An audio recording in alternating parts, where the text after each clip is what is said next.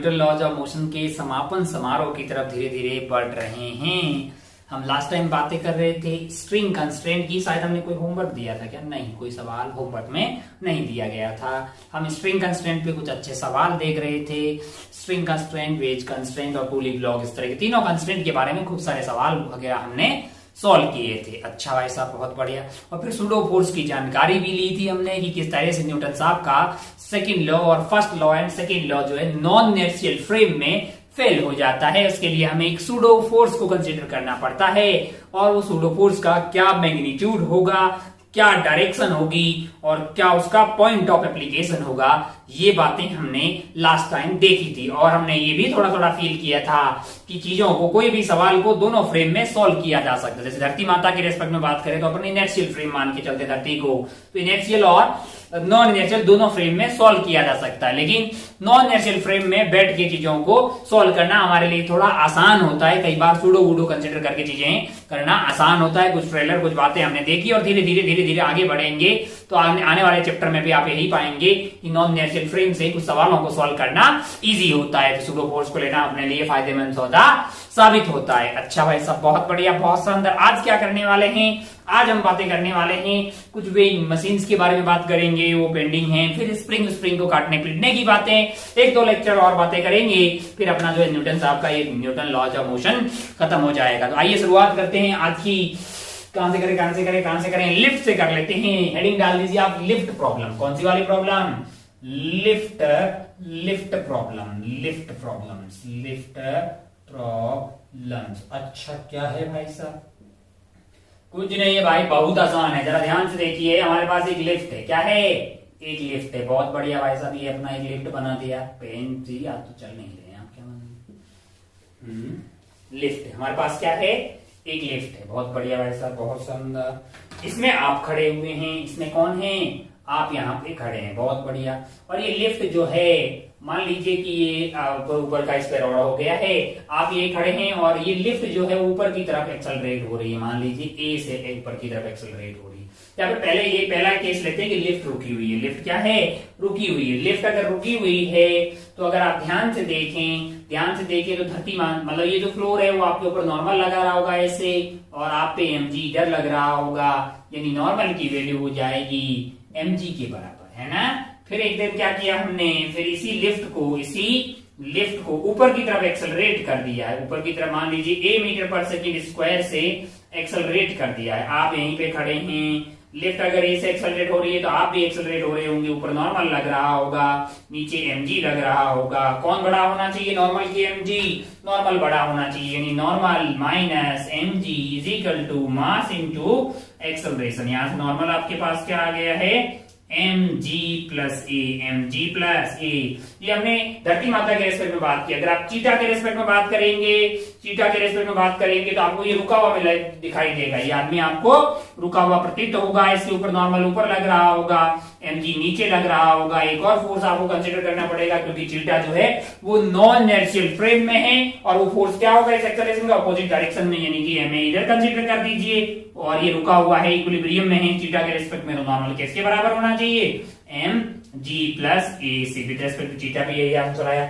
अच्छा, अगर आप ध्यान से देखें तो आपका जो वेट था वो था mg के बराबर, है ना। फिर जब लिफ्ट ऊपर की तरफ एक्सेलरेट हुई तो वेट आ गया है g प्लस ए, यानी कि एक्सेलरेशन ऊपर की तरफ है तो आपका वेट बढ़ रहा है, यानी आप भारी फील आने लगेगी, है कि नहीं यार? वेट बढ़ गया। अच्छा, यही अगर ऐसा हो कि लिफ्ट जो है ये नीचे की तरफ एक्सेलरेट हो, क्या हो? नीचे की तरफ एक्सेलरेट हो। आप यहाँ पे हैं, मास m है, ऊपर आपके पास नॉर्मल लग रहा होगा, नीचे आपके पास mg लग रहा होगा। आपका एक्सेलरेशन है a, यानी कि mg होना चाहिए बड़ा। mg minus normal is equal to mass into acceleration. अरे ये क्या हुआ? नॉर्मल की वैल्यू आ गई है mg माइनस ए। अब अगर आप ध्यान से देखें तो आप पा रहे होंगे कि यहाँ पे आपका नॉर्मल बढ़ गया। यहाँ पे नॉर्मल mg के बराबर था। अगर लिफ्ट ऊपर की तरफ एक्सेलरेट हो रही है तो आप भारी फील कर रहे हैं। कैसा फील कर रहे हैं? लिफ्ट अगर ऊपर की तरफ एक्सेलरेट हो रही है तो आप भारी फील कर रहे हैं, और लिफ्ट अगर नीचे की तरफ एक्सेलरेट हो रही है तो आप हल्के हो जा रहे हैं। यानी ये आपका नॉर्मल जो है सरफेस पे लगने वाला वो कम हो जा रहा है, नॉर्मल जो लगने वाला सरफेस पे है वो कम हो जा रहा है। अच्छा भाई साहब, बहुत बढ़िया, बहुत शानदार, ओ हो, बहुत शानदार। हमको एक बात समझ में आई, क्या अगर लिफ्ट ऊपर की तरफ एक्सेलरेट हो तो नॉर्मल बढ़ जाता है, लिफ्ट अगर नीचे की तरफ एक्सेलरेट हो तो नॉर्मल घट जाता है। क्या मैं इसको अगर ऐसा बोलूं कि भारी फील आती है, क्या फील आती है? भारी। कब जब लिफ्ट ऊपर की तरफ जा रही हो, लिफ्ट ऊपर की तरफ जा रही हो तब ऐसा हो जाना जरूरी नहीं है। लिफ्ट ऊपर की तरफ एक्सेलरेट हो रही हो, लिफ्ट ऊपर की तरफ एक्सेलरेट हो रही हो, यानी कि स्पीड जो है लिफ्ट की स्पीड वो अपवार्ड हो, क्या हो? अपवार्ड हो और इंक्रीज हो रहा हो। अगर स्पीड अपवार्ड होगी यानी ऊपर की तरफ जा रही है, स्पीड बोलिए या वेलोसिटी बोलिए, वो ऊपर की तरफ है और वो इंक्रीज हो रही है, इसका मतलब एक्सेलरेशन किधर है? ऊपर की तरफ है। या फिर स्पीड जो आपकी जो वेलोसिटी है वो डाउनवर्ड हो, किधर हो? डाउनवर्ड हो और वो डिक्रीज हो रही हो। अगर वो डाउनवर्ड है और वो डिक्रीज हो रही है, लिफ्ट नीचे आ रही है, लिफ्ट नीचे आ रही है और उसकी स्पीड कम हो रही है, इसका मतलब एक्सेलरेशन ऊपर की तरफ हुआ। एक्सेलरेशन ऊपर की तरफ हुआ तो आपको भारी फील आएगी। तो ये जरूरी नहीं कि लिफ्ट ऊपर जा रही हो तभी आप भारी फील करेंगे, ऐसा कोई जरूरी नहीं है ना। मतलब वेट आपका तभी नहीं बढ़ेगा, लिफ्ट नीचे जा रही हो और स्पीड उसकी कम हो रही हो तभी तो एक्सेलरेशन जो होगा ऊपर की तरफ होगा ना। और जब एक्सेलरेशन ऊपर की तरफ होगा तो नॉर्मल आपको ज्यादा आता हुआ दिखाई देगा। अच्छा, बहुत बढ़िया भाई साहब, बहुत ही शानदार, हो। और अगर मान लीजिए आपको हल्का फील कब आएगा? हल्का फील का मतलब है कि भाई कम नॉर्मल लगेगा। ऐसा कब होगा? ऐसा तभी होगा जब ये जो स्पीड है इसकी, यानी कि जो जिधर की तरफ जा रही है, मान लो कि वो अपवार्ड जा रही है, किधर जा रही है? अपवार्ड जा रही है, लेकिन स्पीड कम हो रही है। अपवार्ड जा रही है और स्पीड कम हो रही है, मतलब एक्सेलरेशन किधर है? नीचे की तरफ। या फिर वो डाउनवर्ड आ रही हो, डाउनवर्ड, लेकिन क्या हो रहा हो? स्पीड बढ़ रही हो। डाउन नीचे की तरफ लिफ्ट आ रही है और क्या हो रहा है? इसकी स्पीड बढ़ रही है, तो फिर एक्सेलरेशन नीचे की तरफ हुई। ओ हो। अच्छा भाई साहब, अगर एक्सेलरेशन की वैल्यू नीचे की तरफ आ रहा है तो नॉर्मल कम हो रहा है। मान लो कि बॉडी फ्री फॉल करने लग जाए, तब क्या नॉर्मल 0 हो जाएगा? इफ अगर a इज इक्वल टू जी हो जाए तो नॉर्मल आपके पास 0 हो जाएगा। क्या आपको वो एक दिन अपन बातें कर रहे थे, पता है, बहुत सारी किताबें, बॉक्स वगैरह आपने अपने सर पे रख दिया और फिर आपने एक जगह से जंप लगा लिया। क्या कर लिया? जंप लगा लिया। आप भी फ्री फॉल कर रहे होंगे, किताबें भी फ्री फॉल कर रही होगी, तो आपको यहाँ पे वेटलेस फील होगा। बीच में कोई नॉर्मल, आगे बढ़ते हैं। एक सवाल बनाते हैं। जैसे एक आदमी है, मान लो 50 किलो का आदमी एक धागे से अपने आप को बांधता है, मान लो ऐसे लटक गया। 50 केजी का आदमी, कितने केजी का? 50 केजी का। अगर ये 50 केजी का है और इसको ऐसे लटक के रहना है तो भाई साहब रस्सी को कितना टेंशन सहन करना पड़ेगा? आप बोलेंगे साहब इसमें क्या है, मतलब 500 न्यूटन। इसमें क्या है? 500 न्यूटन। कभी कभी ऐसे सस्ते जुगाड़ बनाए जा सकते हैं जिससे कि अगर आप इस आदमी को ऊपर उठाना होगा तो एटलीस्ट आपको 500 न्यूटन लगाना पड़ेगा। लेकिन कुछ ऐसे मैकेनिकल सिस्टम बनाए जा सकते हैं जिससे कि आप 500 से कम फोर्स लगा के भी इस आदमी को ऊपर उठा सकते हैं। जैसे एक सवाल बनाते हैं अपन, मान लीजिए कि यहाँ पे अपने क्या बना दिया है? एक पुली बना दी और ये पुली यहाँ पे फिक्स है। अच्छा भाई साहब, बहुत बढ़िया। ये एक केबिन की तरफ जा रही है, मान लो कि इस तरह का एक केबिन है। हाँ, इस तरह का ये केबिन है, यहाँ से ये धागा आ रहा है, यहाँ पे उस आदमी को खड़ा कर दिया अपन ने। क्या दिया? एक धागा दे के खड़ा कर दिया। मान लो कि ये यहाँ पे खड़ा है भाई साहब, ओहो, और ये इस केबिन के अंदर है ना। ये केबिन हमने बना लिया भाई साहब, केबिन ये बना लिया। मान लीजिए कि केबिन का वेट क्या है? इस केबिन का वेट है या मास है आपके लिए 10 केजी। क्या है? 10 केजी। और ये अपने भाई साहब है, इनका वेट क्या है? मतलब मास क्या है? 50 केजी। और आपको बोला जाए कि ये पूरा कार्यक्रम इक्विलिब्रियम में है। किसमें है? इक्विलिब्रियम में है। तो इनको कितना पुल करना पड़ेगा? अरे अगर ये हाथ छोड़ देंगे, अगर ये धागा को छोड़ देंगे तो ये धागा उधर जाएगा और ये नीचे गिर जाएंगे ना। अगर इनको जिंदा रहना है तो ये धागा को ऐसे खींच के मतलब खड़ा रहना पड़ेगा। अगर ये खींच के खड़े रहेंगे तो इनको कितना टेंशन लगाना पड़ेगा? यानी कि ये वाला फोर्स जो है, यहाँ पे टेंशन आपको सवाल में पूछा है, आप कोशिश कीजिएगा। कि कितने फोर्स आप ये लगाएंगे तो ये जो है यहाँ पे मतलब जो है आदमी खड़ा रह पाएगा, और उस कंडीशन में नॉर्मल भी कितना लग रहा है वो भी आप बता दीजिएगा। अच्छा भाई सब बहुत बढ़िया। अगर ये रुका हुआ है, अगर ये पूरा सिस्टम रुका हुआ है, आप ध्यान से देखें तो आप ये पाएंगे कि यहाँ पे आदमी मान लो टी से खींच रहा है, एफ से खींच रहा है, tension T T T T, यहाँ पे टेंशन हो जाएगी टी और यहाँ पे टेंशन हो जाएगी 2t। अच्छा बहुत बढ़िया। अगर मैं ये रुका हुआ सिस्टम है तो यहाँ से एक सिस्टम ले लूं, इस पूरे को एक सिस्टम ले लूं तो ऊपर की तरफ फोर्स लग रहा है, ऊपर की तरफ जो फोर्स लग रहा है वो है 2t। क्या है 2t, टी ये वाला और ये टी, 2t हो गया। और नीचे की तरफ क्या लगेगा, 10 किलो का ये, 50 का ये, तो हो गया 60 kg, यानी ये वाला हो जाएगा आपके लिए 600 न्यूटन। क्या हो जाएगा 600 Newton. 2t is equal to 600, तो t की वैल्यू क्या आ गई है 300 न्यूटन, यानी कि आप 300 न्यूटन फोर्स लगा के भी अपने आप को बैलेंस कर सकते हैं, लेकिन यहां आपको 500 लगाना पड़ रहा था, तो यहाँ पे आपको फायदेमंद हुआ है कि नहीं यार। इस तरह की कुछ मैकेनिकल, इसको बोलते हैं मैकेनिकल सिस्टम्स। क्या क्या बोलते हैं, मैकेनिकल सिस्टम्स बनाए जा सकते हैं, मैकेनिकल सिस्टम्स। अच्छा ये मैकेनिकल सिस्टम में आपको कम मतलब जो है फोर्स लगाने की चीजों को उठाया जा सकता है, पुली का उपयोग करके बहुत सारी जगह इसको यूज किया जाता है, क्रेन व्रेन में, यहाँ पे वहां पे, कई बार बिल्डिंग ऊंची ऊंची बिल्डिंग में कलर करने के लिए इस तरह की डब्बे टाइप के बने होते हैं, उसमें आदमी बैठा रहता है, उसको पुल करके ऊपर नीचे किया जाता है ना। अगर आप इसी आदमी को एक धागा यहाँ लगा के सीधा खींचते तो आपको 500 लगाना पड़ता है एटलीस्ट, लेकिन यहाँ आपको जस्ट बैलेंस करने के लिए मान लो कि आपको जरूरत पड़ी 300 की, तो एक फायदे का सौदा हुआ है ना। अच्छा भाई साहब बहुत बढ़िया, बहुत अच्छा। बोले कि नॉर्मल क्या लग रहा होगा अब इस आदमी पे, इस पर्टिकुलर कंडीशन पे ये कितना नॉर्मल लगा रहा होगा फ्लोर ऑफ दिस केबिन, तो आप इसका बीडी बना दीजिए। इस आदमी का बीडी बनाएंगे तो इसमें ऊपर की तरफ नॉर्मल लग रहा है, और ऊपर की तरफ क्या लग रहा है, टेंशन भी ऊपर की तरफ ही लग रहा है, और नीचे की तरफ क्या लग रहा है, इस पे mg लग रहा है, तो कितना लग रहा है भाई साहब 500 लग रहा है। तो t plus normal must be equal to 500, तो टेंशन आपको, टेंशन तो पता कर दिया ना 300 plus normal is equal to 500, तो आपका नॉर्मल क्या आ गया है 200 न्यूटन। नॉर्मल आपके पास आ जाएगा 200 न्यूटन। अच्छा भाई साहब बहुत बढ़िया, बहुत शानदार। सवाल को थोड़ा अच्छा करते हैं, इसमें कोई मजा नहीं आया, कोई वाला आथू मतलब क्या। अब आपको बोल दे, कल को बोल दे इसी सवाल में अपन कुछ मिटा के थोड़ा सा इसमें चेंज करना चाह रहे हैं, आप लिख लें, मतलब यहां तक लिख लें बातों को कि इस पर्टिकुलर सवाल में टेंशन हमारे पास 300 आ गया है, नॉर्मल हमारे पास 200 आ गया है।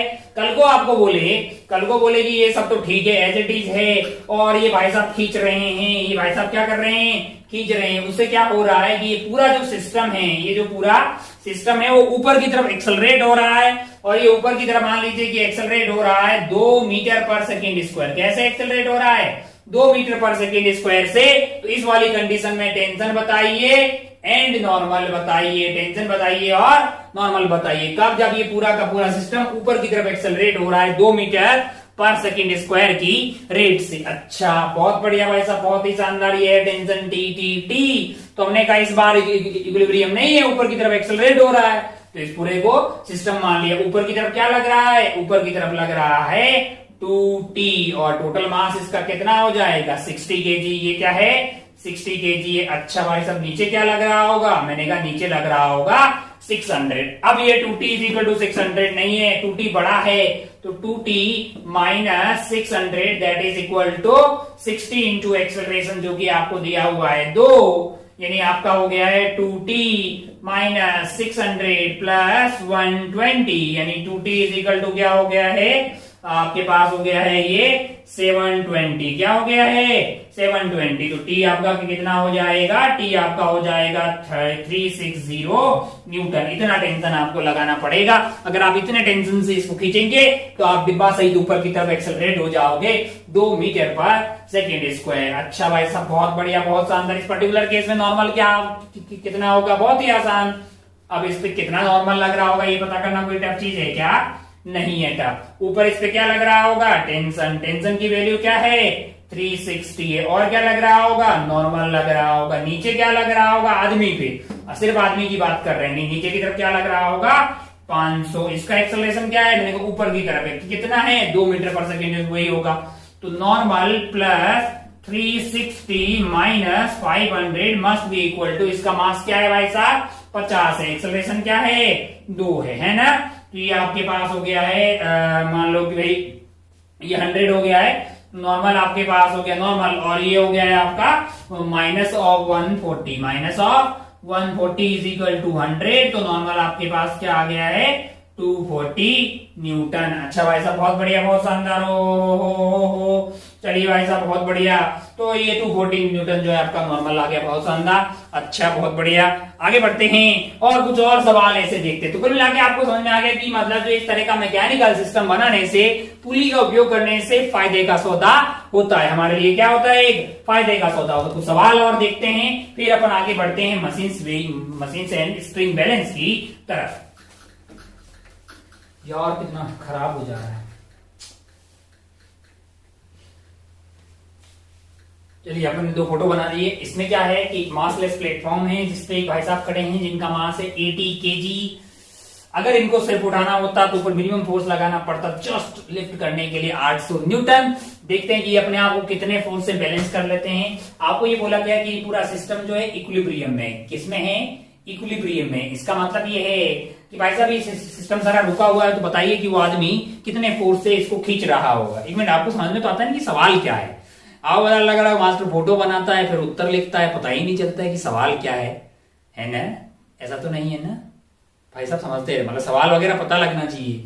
क्या सवाल है यहाँ पे, टेंशन पता करनी है, यानी आदमी कितने फोर्स से इसको खींचे कि सिस्टम इक्विलिब्रियम में रह जाए, है ना।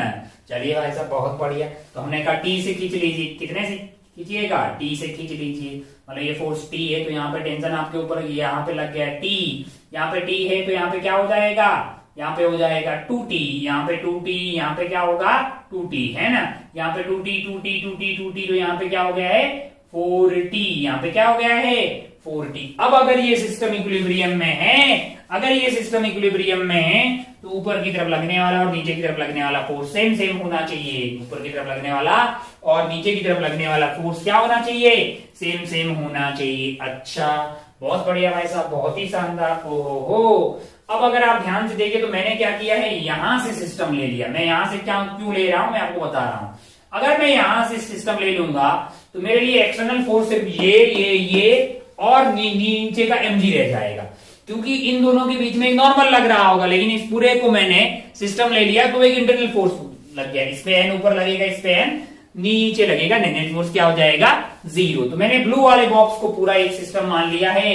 इस ब्लू वाले बॉक्स पे ऊपर की तरफ यहाँ पे 2t लग रहा है, यहाँ पे t लग रहा है, यहाँ पे t लग रहा है। हमको तो लग रहा है ऊपर की तरफ टोटल लग रहा होगा इस ब्लू वाले बॉक्स पे, ऊपर की तरफ लग रहा होगा 4t, क्या लग रहा है 4t, और नीचे की तरफ क्या लग रहा होगा 800।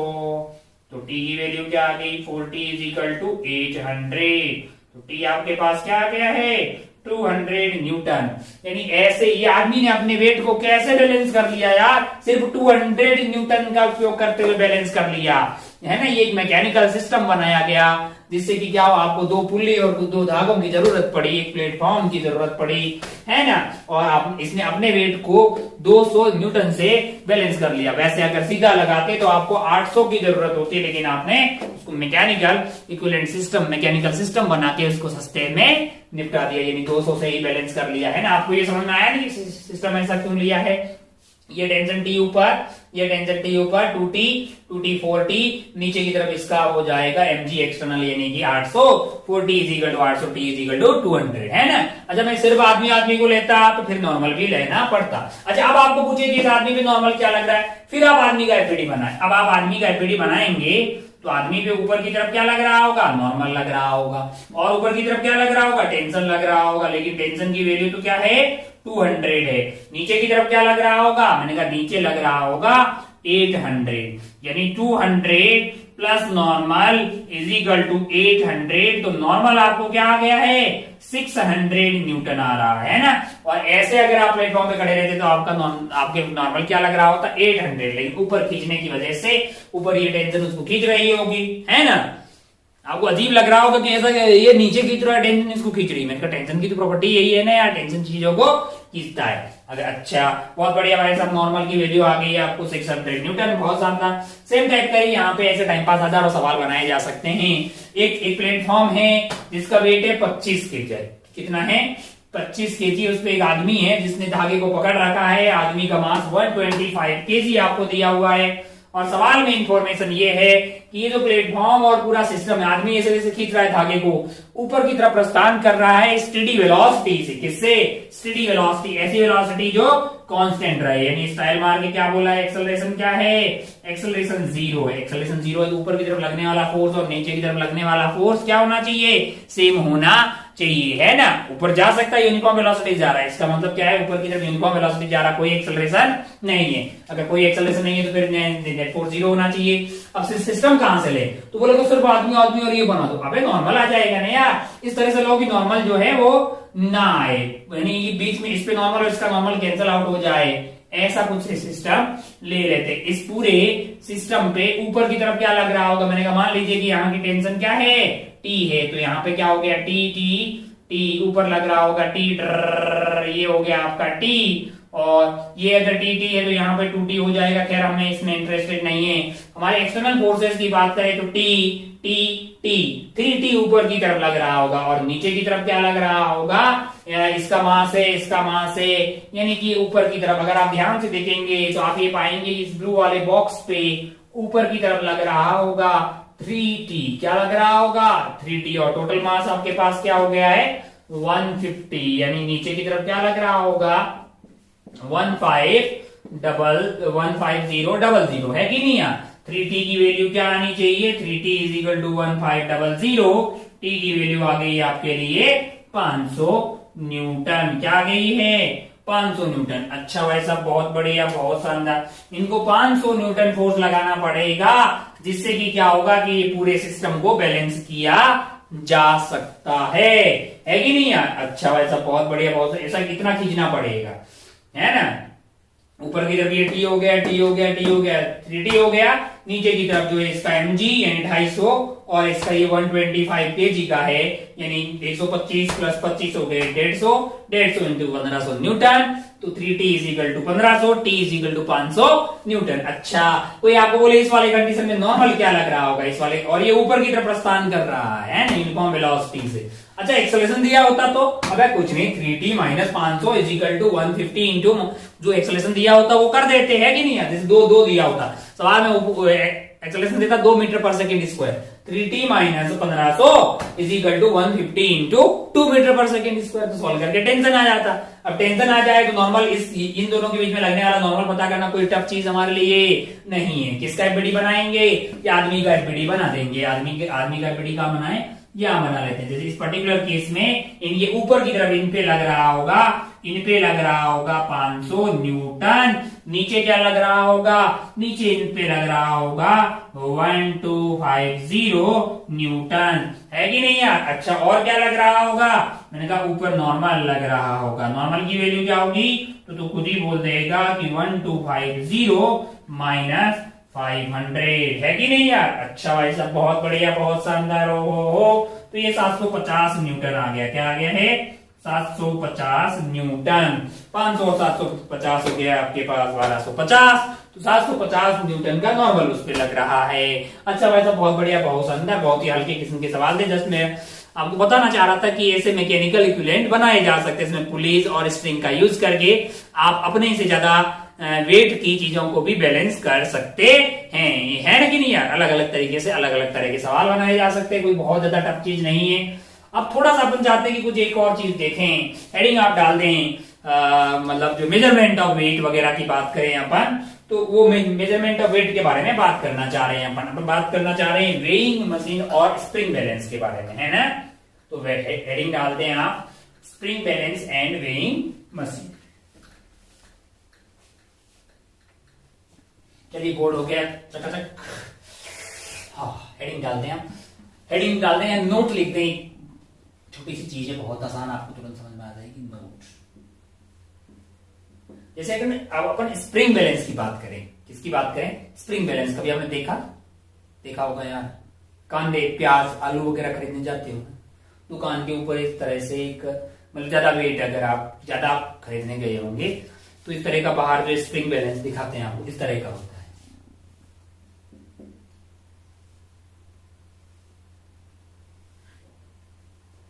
अंदर एक स्प्रिंग टाइप का आइटम लगा होता है और नीचे से हुक लगा होता है ना, और यहाँ पे होती है रीडिंग्स, कुछ कुछ लिखी होती है, कैलिब्रेटेड रहता है ये, और यहाँ पे वो बोरी वोरी टांग देता है, फिर ऊपर से रीडिंग आती कि नहीं आती है ना। तो बेसिकली ये मेजर करता है टेंशन। अब आप बोलो कि साहब टेंशन तो आती है न्यूटन में, और हम लोग प्याज वगैरह खरीदते हैं केजी में। तो मैंने कहा भाई वो जो स्केल होती है उसको कैलिब्रेटेड कर दिया जाता है केजी की टर्म में, जो भी टेंशन मेजर किया उसको जी से डिवाइड कर ले तो क्या मिल गया, मास मिल गया ना। तो बेसिकली आपका जो स्प्रिंग बैलेंस होता है वो मेजर कर रहा होता है टेंशन। सिमिलरली आपने एक और जो है बैलेंस देखा होगा, इस तरह का बैलेंस मान लीजिए कि ऐसा हो गया है वेइंग मशीन, ये हम सबने देखी होगी वेइंग मशीन है ना। खैर नवोदय वाले लोग जो भी हैं वो तो एमआई रूम में मेडिकल का बहाना दे के वहीं पड़े रहते थे, पेट वेट करवाते थे है ना, बिस्किट लेके सो जाते थे। तो इस पे क्या होता है, जब भी अपन खड़े होते हैं तो अपन इस पे एक नॉर्मल लगा रहे होते हैं, इसकी सरफेस पे नॉर्मल लगा रहे होते हैं, तो ये नॉर्मल को मेजर करती है। अब बोलो कि नॉर्मल तो फिर से क्या हुआ, वेट हुआ यार, तो उसकी स्केल तो केजी बताती। मैंने कहा वो तो स्केल कौन बनाता है यार, स्केल तो साइंटिस्ट बनाते हैं ना, जो कंपनी उस वेइंग मशीन को बना रही है वो उसकी स्केल को कैलिब्रेट करती है कि नहीं यार।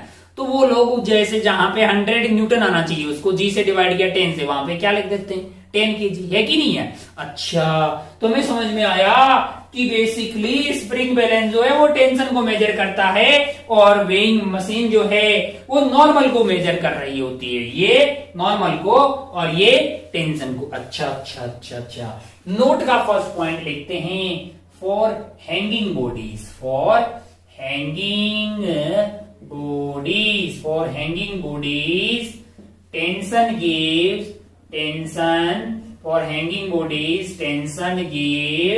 apparent weight है ना। apparent weight इसलिए लिखा है कि वो अलग अलग हो सकता है, लिफ्ट ऊपर की तरफ जा रही तो अलग आएगा, एक्सेलरेट हो रही तो अलग आता है, नीचे की तरफ एक्सेलरेट हो रही है तो अलग आता है ना। तो वेट चेंज हो सकता है लेकिन मास चेंज नहीं होता ना यार, है कि नहीं। एक एम मास वाला आदमी जो है उसका वेट mg था जब वो रुका हुआ था, लिफ्ट ऊपर की तरफ एक्सेलरेट हुआ तो m इंटू जी प्लस ए आ गया, नीचे की तरफ गया तो m इंटू जी माइनस ए आ गया, तो वेट चेंज होता है बेसिकली। तो आपके पास ये कार्यक्रम जो होते हैं वो क्या मेजर कर रहे होते हैं, ये फोर्स मेजर कर रहे होते हैं, वेट ही मेजर कर रहे होते हैं, बटा जी करके वो स्केल हमें केजी में बताती है। अच्छा, tension give apparent wait, tension give apparent. अच्छा ये चीज बहुत, 1 किलो प्याज है ना, उसको हमने लिफ्ट में ऐसे खड़े होके मेजर किया, क्या आया आपके पास वेइंग मशीन से, तो आपका आंसर आया 1 केजी, है कि नहीं है ना। वही अगर आप लिफ्ट को ऊपर की तरफ एक्सेलरेट कर दोगे तो वो 1 केजी से ज्यादा आएगा ना, मतलब रीडिंग जो है 1 केजी से ज्यादा आएगी अगर लिफ्ट ऊपर की तरफ एक्सेलरेट हो रही हो, और तो फायदे का सौदा होगा बेचने वाले को। और लिफ्ट अगर नीचे की तरफ एक्सेलरेट हो रही हो तो वो 1 केजी से कम रीडिंग को शो करेगा, है कि नहीं है ना। अच्छा ऐसा, बहुत बढ़िया यार, इन पे आते हैं, बहुत बढ़िया, बहुत शानदार। अच्छा फिर आप एससी में जाएंगे तो आपको एक सवाल मिलेगा शॉर्ट आंसर में, कि आपको ये समझ में आ गया कि अच्छा लिफ्ट अगर ऊपर की तरफ एक्सेलरेट हो रही हो तो प्याज बेचने वाले को फायदा हो सकता है, क्योंकि कम प्याज को वो 1 केजी बता देगा, क्योंकि 1 केजी वाले को 1 केजी से ज्यादा बताएगा, है ना। अच्छा मान लीजिए कि उसके पास इस तरह का तराजू है, कैसा वाला, ये वाला, देयर इज ए मूंगफली वाला इन लिस्ट, ऐसा एक सवाल लिफ्ट ऐसा पाएंगे। मान लो इस तरह का तराजू है, ये वाला तराजू जो है बैलेंस, क्या इसमें ये घुटाला होगा, इसमें क्या ऐसा होगा कि लिफ्ट अगर ऊपर की तरफ एक्सेलरेट हो रही है, लिफ्ट अगर ऊपर की तरफ एक्सेलरेट हो रही है, यहाँ पे आपने डाला m, तो आपको बैलेंस में यहाँ पे भी m डालना पड़ता है, g की बजाय अब g डैश हो जाएगा, तो क्या यहाँ पे भी g डैश हो जाएगा, है ना। तो यहाँ पे टॉर्क बैलेंस होता है बेसिकली इधर का और इधर का। तो अगर लेफ्ट ऊपर की तरफ एक्सेलरेट हो रही हो उससे इसमें कोई फर्क इफेक्ट नहीं आता है, पर इनमें इफेक्ट आता है। खैर अपन इन पे आते हैं। For hanging body tension gives apparent wait, tension gives apparent wait, कि आपने ऐसा कर दिया है, टिक टिक टिक टिक, यहाँ पे बात लगा दिया है एक स्प्रिंग बैलेंस, क्या लगा दिया है, एक स्प्रिंग बैलेंस, ऐसा लगा दिया, टिक टिक टिक, ये ऐसे ऐसे ऐसे, यहाँ पे होता है एक हुक, क्या होता है हुक, ताकि आप यहाँ बोरी वोरी टांग दो ऐसे, है ना, कुछ भी टांग दोगे तो आएगा भाई साहब। अब ये क्या करेगा, ये मेजर करता है टेंशन, अच्छा, स्प्रिंग बैलेंस क्या करता है? टेंशन मेजर करता है। स्प्रिंग बैलेंस जो है क्या करता है? मेजर्स टेंशन, है ना, मेजर्स टेंशन, है ना। और उसकी रीडिंग क्या होती है? जो उसपे इसकी रीडिंग जो आपको देखनी है वो होगी basically tension divided by g kg weight. ये फिर आपका आ जाएगा किलो, मतलब केजी में आपका जो है वेट मिल जाएगा, है ना, केजी वेट। अच्छा भाई साहब, बहुत बढ़िया। फॉर हैंगिंग बॉडीज आपके पास टेंशन आ गया, वही आपको अपेरेंट वेट देगा, है ना। For bodies kept on the surface, surface पे अगर बॉडीज को रखा गया है, बहुत शानदार, बहुत बढ़िया। यहाँ पे इस सरफेस पे हमने क्या किया है? एक बॉडी को रख दिया यहाँ पे रख दिया भाई साहब। ओहो, नीचे क्या लग रहा होगा? इस पे mg लग रहा होगा, ऊपर नॉर्मल लग रहा होगा। नॉर्मल इजिकल टू mg होगा अगर सिस्टम रुका हुआ है, एक्सेलरेशन 0 है, ऊपर की तरफ एक्सेलरेट होगा तो ज्यादा हो जाएगा नॉर्मल, नीचे की तरफ एक्सेलरेट होगा तो कम हो जाए। अच्छा वैसा, बहुत बढ़िया, बहुत शानदार। हो for body is kept on the surface, normal gives apparent wait, normal gives apparent wait, क्योंकि ये बेसिकली अलग अलग केस में अलग अलग होगा। वही लिफ्ट ऊपर जा रही होगी, एक्सेलरेट हो रही होगी तब अलग आएगा, नीचे एक्सेलरेट हो रही होगी तब अलग आएगा, और ऐसे रुकी होगी तो अलग आएगा। अच्छा, मतलब हैंगिंग बॉडी वाला ये कॉन्सेप्ट कहाँ यूज होता है? स्प्रिंग बैलेंस में। किसमें होता है? स्प्रिंग बैलेंस में। अच्छा भाई साहब, बहुत बढ़िया, बहुत शानदार। और जो नॉर्मल मेजर करने वाला वो काम होता है, वो कहाँ यूज होता है? वो आपका होता है वेइंग मशीन के अंदर। कौन सी वाली मशीन के अंदर? वेइंग मशीन के अंदर। अच्छा भाई साहब, बहुत बढ़िया, बहुत शानदार। हो हम इसको भिगो दिए ताकि थोड़ा सही से साफ हो। एक सवाल हम बनाना चाह रहे हैं। अच्छा, ये वाला जो बैलेंस है तराजू वाला, ये अपन आगे जाके मतलब जो है इसमें क्या लग रहा है? टॉर्क लग रहा है। तो आप जानते हैं कि इधर भी जी चेंज हो, इधर भी जी चेंज हो, दोनों साइड चेंज होगा, तो ये मास तो फिर भी बराबर होना पड़ेगा। अगर आप यहाँ पे एम डैश कर देंगे तो आपको यहाँ पे भी एम डैश करना पड़ेगा, तभी जाके ये बैलेंस हो जाएगा। टॉर्क तो इसमें घोटाला नहीं कर सकते। तो आपको बोले कि एक जो है ऐसे वाला तराजू लेके एक जो है आदमी जो है लिफ्ट में एक्सेलरेट हो रही है ऊपर की तरफ, उसमें मूंगफली बेच रहा है, तो क्या उसको कोई फायदा होगा? उसको कोई फायदा होने वाला नहीं है। अच्छा, एक बात बताइए, ये स्प्रिंग बैलेंस जो है ये आपके पास जो है रीडिंग दे रहा है ना, क्या ये मास मेजर करता है? मैंने कहा नहीं। तो क्या मेजर करता है? ये नॉर्मल। तो हमें कैसे मास पता लगता है? मैंने कहा हमें मास खुद नहीं पता लगता है, हमें तो टेंशन ही पता लगता है। हम तो जी से डिवाइड करते हैं और फिर स्केल उस तरह से कैलिब्रेट कर दिया जाता है कि नहीं है ना। बहुत बढ़िया, तो बहुत ही आसान सी चीज थी। आइए एक छोटा सवाल देखते हैं। एक सवाल देखते हैं, मान लो कि ऐसा कुछ हो, क्या हो कि यहाँ पे अपने पुली लगा दी। क्या लगा दी? पुली लगा दी। बहुत बढ़िया। यहाँ पे मान लीजिए कि एक अपना ऐसा स्क्वायर है और ये पुली से ऊपर से इधर की तरफ गया। मान लो कि ये यहाँ गया। यहाँ पे एक आदमी है। हाँ, ये आदमी मान लीजिए कि यहाँ पे खड़ा है, नीचे उस पे क्या लगा रखी है? WM, यानी कि वेइंग मशीन लगा रखी। WM क्या है? एक मासलेस वेइंग मशीन है। क्या है? मासलेस वेइंग मशीन लगा दी। मासलेस वेइंग मशीन लगा रखी है। अच्छा भाई साहब, बहुत बढ़िया, बहुत शानदार। और ये जो है अपना क्यूब है, क्यूबिकल वाला पार्ट है, उसको ऐसे रख दिया। मान लीजिए कि इस क्यूब कैबिन वाला पार्ट है, इसका मास मान लीजिए 40 केजी है। क्या है? 40 केजी। और ये भाई साहब मान लीजिए कि हैं कितने केजी के? मान लीजिए कि ये हैं 60 केजी के बालक। क्या है? 60 केजी का बालक है। क्या है? 60 केजी का बालक है। माना कि वेइंग मशीन जो है, वेइंग मशीन की reading of weighing machine is 20N। क्या है? 20N। आपको बताना है कि N की वैल्यू क्या होगी। वेइंग मशीन की रीडिंग क्या है? 20N Newton. 20N Newton. क्या है? 20N Newton. या फिर ऐसा बोल सकते हैं कि 20N केजी। 20N फिर मेरे को 2 करना पड़ेगा। खैर 20N न्यूटन कर लेते हैं ना। चलो, या फिर 20n 2n, सवाल भी है, अपना हाथ की बात है, इसको कर लीजिए 2n kg वेट है ना, ऐसा अपने को रीडिंग आ रही है वेइंग मशीन की। आपको बताना है कि n की वैल्यू क्या है। अच्छा, बहुत बढ़िया भाई साहब, बहुत शानदार। हमारे दिल में आया कि साहब इसमें क्या टफ चीज है, अपने को तो नॉर्मल पता करना है ना यार, तो नॉर्मल को जी से डिवाइड कर देना, वही रीडिंग आती है वेइंग मशीन की। मैंने कहा कौन सा नॉर्मल?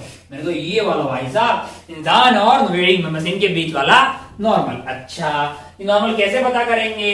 मैंने कहा वो सब पता करने के लिए पहले आपको इस पूरे को सिस्टम मान लीजिए, ताकि आपको ऊपर का टेंशन पता लग जाए, है कि नहीं यार। अच्छा, यहाँ का टेंशन T है तो यहाँ का टेंशन T हो गया, टिक टिक टिक, यहाँ पे 2T होगा, खैर कोई बात नहीं। तो अगर इस ब्लू वाले बॉक्स में देखें तो ऊपर की तरफ 2T लग रहा होगा, नीचे 60 + 4 हो गया 100, यानी कि आपके पास 2T लग रहा हो, और ये रुका हुआ है, ऊपर की तरफ 2T है, नीचे की तरफ आपका 100 की वजह से 1000 हो जाएगा। क्या हो जाएगा? 1000। अरे 40 + 2 100 kg, 100 × 10 कर दिया। यहां से 2T = आपके पास आ गया है 1000। तो टेंशन की वैल्यू आपको क्या मिल गई है? टेंशन की वैल्यू मिल गई 500 न्यूटन। टेंशन की वैल्यू मिल गई है 500 न्यूटन। बहुत बढ़िया भाई साहब, बहुत शानदार। हो अब क्या करेंगे? मैंने कहा अब इनके बीच का हमें नॉर्मल पता करना है। नॉर्मल कैसे पता किया जा सकता है? अब जरा ध्यान से देखें। नॉर्मल आपके पास हो जाएगा, ऊपर की तरफ इस पे लग रहा है टेंशन, उसकी वैल्यू क्या है? 500 न्यूटन। ओहो हो। नीचे इस पे क्या लग रहा होगा? मैंने कहा 60 kg का आदमी है तो 600 लग रहा होगा, और एक नॉर्मल लग रहा होगा, है ना। तो अगर आप ध्यान से देखें तो आप तुरंत बता देंगे कि normal plus 500 must be equal to 600। अरे ये क्या हुआ? नॉर्मल क्या आ गया है आपके पास? नॉर्मल। चलिए अपने चंद फोटो बनाने हैं, बहुत ज्यादा आसान किस्म के, 1 2 3 4 एग्जाम्पल, बहुत ज्यादा आसान। तुरंत सब में आपको क्या बताना है?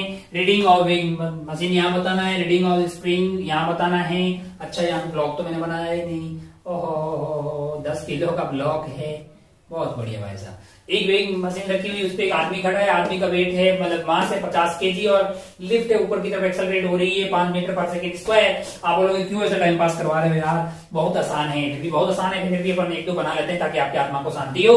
ओहो, तो अगर आप ध्यान से देखिए तो आपको आदमी का वीडियो बनाना चाहिए, क्योंकि आदमी के ऊपर जो नॉर्मल वेइंग मशीन लगा रही होगी उतना ही नॉर्मल जो आदमी वेइंग मशीन पे लगा रहा होगा।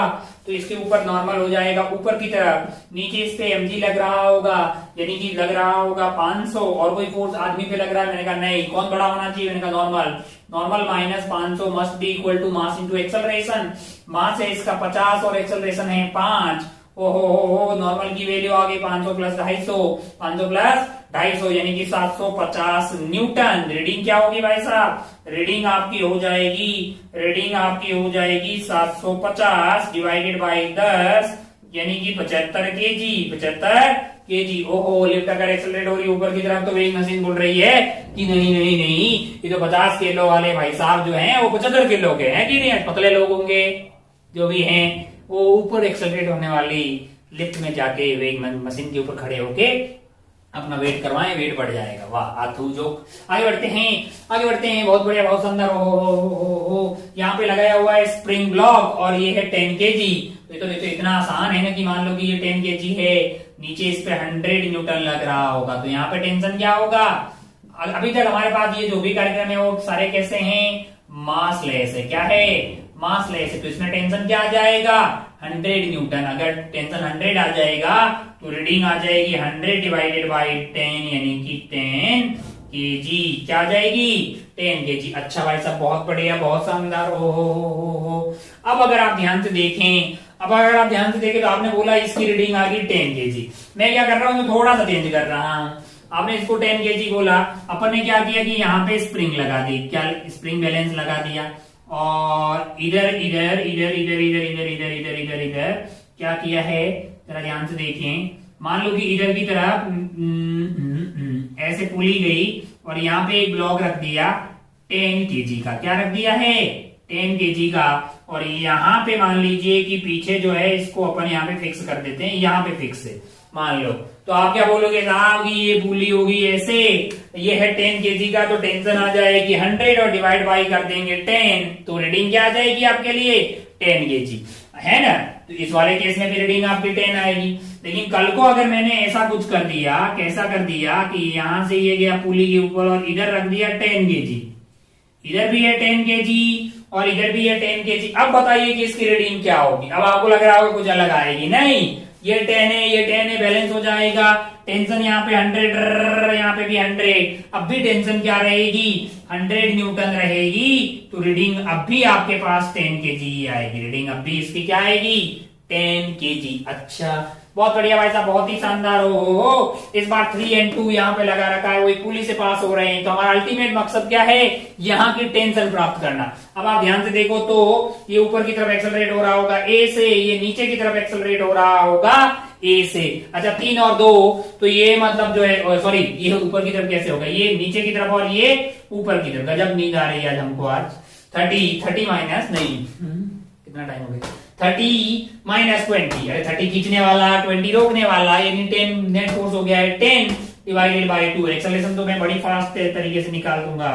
30 minus 20 divided by total mass 5, that is 10 by 5, यानी 2 metre per second square, 2 metre per second square acceleration है। मेरा मकसद क्या है, मेरा मकसद यहाँ का टेंशन पता करने का। अगर यहाँ का टी हुआ, यहाँ का टी हुआ, तो यहाँ का 2t होगा। अच्छा, तो यहाँ पे इस पे लिख दीजिए 20, इस पे टेंशन ऊपर लग रही होगी और 20 नीचे लग रहा होगा। तो t minus 20 that is equal to 2 into acceleration.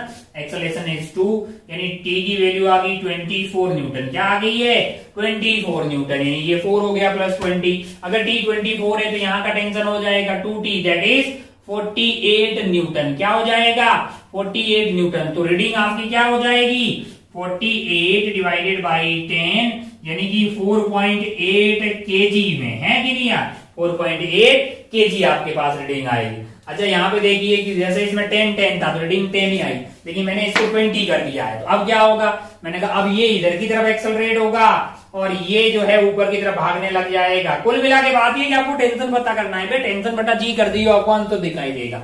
अच्छा, तो ये 20 हो गया, ये 10 हो गया। 200 खींचने वाला, 100 रोकने वाला, तो नेट खींचने वाला फोर्स हो गया 100, यानी एक्सेलरेशन की वैल्यू हो जाएगी आपका 200 माइनस 100, यानी 100 डिवाइडेड बाई 30। टोटल है आपका 30 हो गया है। तो आपके पास जो एक्सेलरेशन आएगी इस पर्टिकुलर केस में वो आ जाएगी 100 डिवाइडेड बाई 30, यानी कि 10 divided by 3 metre per second square. क्या हो गया है, एक्सेलरेशन हो गया। आप क्या चाहते हैं कि आप चाहते हैं कि टेंशन मिल जाए। इसका वीडियो बना दो भाई। नीचे की तरफ क्या लग रहा होगा, 100 लग रहा होगा। ऊपर क्या लग रहा होगा, ऊपर आपके पास है टेंशन टी और 100 में बड़ा कौन है, मैंने कहा टी बड़ा होगा तभी तो ऊपर जा रहा है।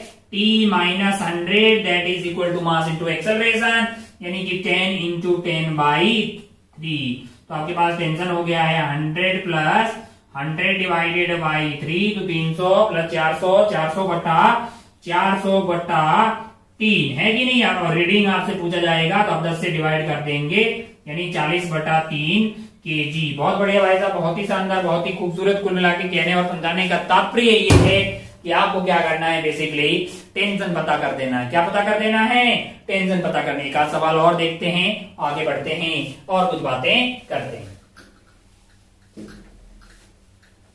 चलिए आगे बढ़ते हैं, एक आध सवाल और देख लेते हैं। इस बार हमने क्या किया है, दो स्प्रिंग लगा दी है। यहाँ पे 25 kg का ब्लॉक है, angle inclination 37 degree. Spring 1 10 kg, spring 2 and 10 kg। अपने को क्या पता करना है, रीडिंग पता करनी है स्प्रिंग की। तो अपन जानते हैं कि अपने को टेंशन निकालना है। गोले की रफ्तार से शुरू हो जाते हैं। मान लीजिए कि इधर की तरफ आपके पास क्या लग रहा होगा, इधर की तरफ आपके पास लग रहा होगा 25 इंटू एम इंटू जी इंटू साइन थीटा, यानी कि आपके पास आ गया है 3/5। तो ये कट गया 5 बार, यानी कि आपका आ गया है 5 या 15 जी। अच्छा, और यहाँ पे लग रहा होगा इस पे नीचे की तरफ 10 जी। अच्छा भाई साहब, बहुत बढ़िया, बहुत शानदार। ओहो। अब अगर अपन एक्सेलरेशन की बात करें, किसकी बात करें, एक्सेलरेशन की बात करें तो एक्सेलरेशन है अपने पास, खींचने वाला फोर्स क्या है 15 जी है और रोकने वाला क्या है 10 जी है। तो ये पूरा कार्यक्रम इधर की तरफ एक्सेलरेट हो जाएगा। ये ए से इधर जा रहा होगा, ये इधर जा रहा होगा, ये यहाँ से ऐसे आ रहा होगा। अच्छा भाई साहब, बहुत बड़े, कहीं पे फ्रिक्शन नहीं है। अच्छा, ये इधर जा रहा 15 जी, खींचने वाला रोकने वाला 10 जी, यानी कि 15 G minus 10 G divided by total mass हो जाएगा 25 प्लस 10 प्लस 10, यानी 25 प्लस 10 प्लस 10, है ना। तो ऊपर वाला हो गया है आपके लिए 5g डिवाइडेड बाई आपके पास हो जाएगा ये 10 एंड 20 एंड 20 यानी 45। ये आपका हो गया है एक्सेलरेशन, इतना मीटर पर सेकंड स्क्वायर आपके पास हो गया है एक्सेलरेशन। आपको क्या चाहिए, आपको चाहिए यहाँ का टेंशन, एक तो यहाँ का टेंशन चाहिए और एक आपको यहाँ का टेंशन चाहिए। माना कि यहाँ का टेंशन है मान लो T1, तो इस पे लग रहा होगा ऐसे, इधर की तरफ लग रहा होगा 15g, यानी कि 15g minus T1 must be equal to 25 into acceleration क्या है अपने पास, एक्सेलरेशन है 5g divided by 45। 5g divided by क्या हो गया है अपने पास 45। अच्छा भाई साहब बहुत बढ़िया, बहुत शानदार। हो तो ये कट गया है 5 से 5 बार और ये कट गया है 9 पंजों 45, यानी कि ये हो गया है अपना 25g divided by 25g divided by 9, 25g divided by 9। अच्छा भाई साहब बहुत बढ़िया, बहुत शानदार। अगर अपने को चाहिए T1 चाहिए तो अपन क्या कर देंगे 15g माइनस, कैलकुलेशन देख लें आप, 25g डिवाइडेड बाई 9 है ना, तो 9 से इसको मल्टीप्लाई कर दीजिए, 9 पंजे 45, 4 9 और 4 यानी 135 माइनस 25g 135 और ये पूरा g कॉमन आ गया डिवाइडेड बाई 9 है, तो 25 आप इसमें से घटा देंगे क्या बच जाएगा आपके पास 110, यानी कि 110 g डिवाइडेड बाई 9 है। तो अगर आप रीडिंग की बात करेंगे, स्प्रिंग 1 की रीडिंग की बात करेंगे तो रीडिंग आपके लिए हो जाएगी basically 110 g divided by 9 divided by g कर दीजिए तो आपके पास आ जाएगा 110 divided by 9 kg, 110 divided by 9 kg। वहीं अगर आप स्प्रिंग 2 की रीडिंग निकालनी है तो यहाँ की टेंशन आपको चाहिए वो तो बहुत आसानी से मिल जाएगी। यहाँ की टेंशन होगी T2 that is equal to mass into acceleration, ये 10 है और इसका एक्सेलरेशन होगा a, यानी कि वही होगा एक्सेलरेशन a की वैल्यू आपके पास क्या आ रही है, वो आ रही है 5g डिवाइडेड बाई 45। तो ये अगर आप ध्यान से देखें ये गया 2 बार और ये गया है 9 पंजे 45, यानी कि ये वैल्यू आ रही है 10g बाई 9।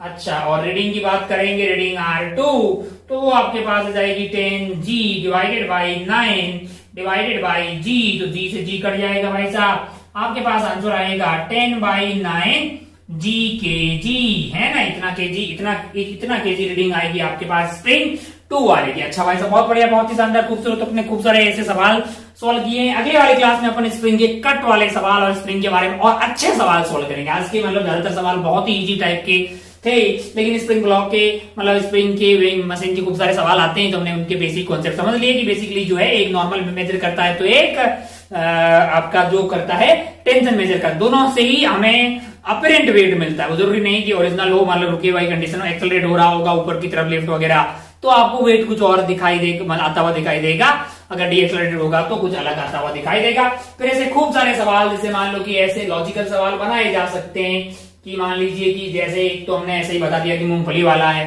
मान लो कि उसका क्या है, उस तरह के सवाल, जैसे मान लो इस तरह का एक ऐसा बना लेते हैं कि मूंगफली वाला मान लो कि ये वाला वेइंग मशीन लेके बैठा हुआ है ना, तो फायदे का सौदा कब होगा, इस वाले केस में जब लिफ्ट ऊपर की तरफ एक्सेलरेट होगी तो उसके लिए फायदा होगा, नीचे की तरफ डीएक्सेलरेट होगी तो उसके लिए नुकसान होगा। फिर ऐसा कुछ बोले कि यहाँ पे एक स्प्रिंग बैलेंस लगा रखा है और यहाँ पे मान लीजिए कि एक केज है, क्या है, एक केज है। अच्छा भाई साहब केज मतलब पिंजरा है, पिंजरे के अंदर कौन बैठा है, एक पंछी बैठा हुआ है, ठीक है। अच्छा एक पिंजरे के अंदर एक पंछी बैठा हुआ है, दो केसेस में दो तरह के सवाल बोलते हैं। एक क्या है कि पिंजरा पैक्ड है, कैसा है, ओपन है, पैक्ड मान लीजिए, ओपन मान लीजिए, और दूसरा जो है एयर टाइट है, क्या है, एयर टाइट। अब अगर ऊपर पिंजरा जो है ओपन है, क्या है, ओपन है, मतलब ओपन है मतलब ताड़ियां लगी हुई है ऐसे, तो पंछी जंप लगाएगा तो नीचे की तरफ फोर्स लगाता है, उसके कारण इसकी रीडिंग थोड़ी बढ़ जाएगी, उसके कारण थोड़ी सी बढ़ेगी और फिर उसके बाद जो है कोई चेंज होने वाला नहीं है। लेकिन इस वाले केस में अगर एयर टाइट पिंजरा है और ये अगर भाई साहब जंप लगाएंगे, ये भाई साहब अगर जंप लगाएंगे थोड़ा सा बढ़ेगा, फिर अगर ये ऊपर की तरफ एक्सेलरेट हुए तो रीडिंग बढ़ जाएगी, और अगर ये नीचे की तरफ एक्सेलरेट हुए तो रीडिंग घट जाएगी। ऐसी बातें तभी वैलिड होगी जब बातें कैसी होगी, एयर टाइट में। तो इस तरह के खूब सारे सवाल जो है कहीं ना कहीं आपको देखने को मिलेंगे। एक दो सवाल जो है हम नेक्स्ट वाली क्लास में कर लेते हैं, क्योंकि आज का टाइम लगभग हमारे समापन समारोह के पास में हैं, आप जो भी होमवर्क मिल रहा है उसको करते रहें। अब हम एक आध क्लास में जो है न्यूटन लॉज ऑफ मोशन का खेला खत्म कर देंगे। देन उसका बाद इसी का भाई है छोटा वाला, हम कॉन्टेक्ट फोर्स के बारे में बात कर रहे थे। हमने टेंशन और नॉर्मल के बारे में बातें इस चैप्टर में की, लेकिन हमने बोला एक और कॉन्टेक्ट फोर्स है वो है फ्रिक्शन, लेकिन उसको अपन ने अलग से एक चैप्टर बना के पढ़ने वाले हैं, उसका नाम है फ्रिक्शन, जो कि आने वाले चैप्टर होगा हमारा, है ना। दोनों सेम टाइप का ही है, बस एक और फोर्स ऐड हो जाएगा फ्रिक्शन। जैसे आपकी जिंदगी में नॉर्मल टेंशन स्प्रिंग फोर्स से नए फोर्स आए वैसे ही फोर्स ऑफ फ्रिक्शन आ जाएगा, बस सवाल यही रहेंगे। तो बहुत आसान है सारा कार्यक्रम, हताश परेशान निराश होने की कतई जरूरत नहीं है। आज के लिए खेला को अपन यहाँ पे खत्म करते हैं। आप अपना पढ़ाई का खूब ख्याल रखिएगा। जय हिंद, जय भारत, टेक केयर, बाय।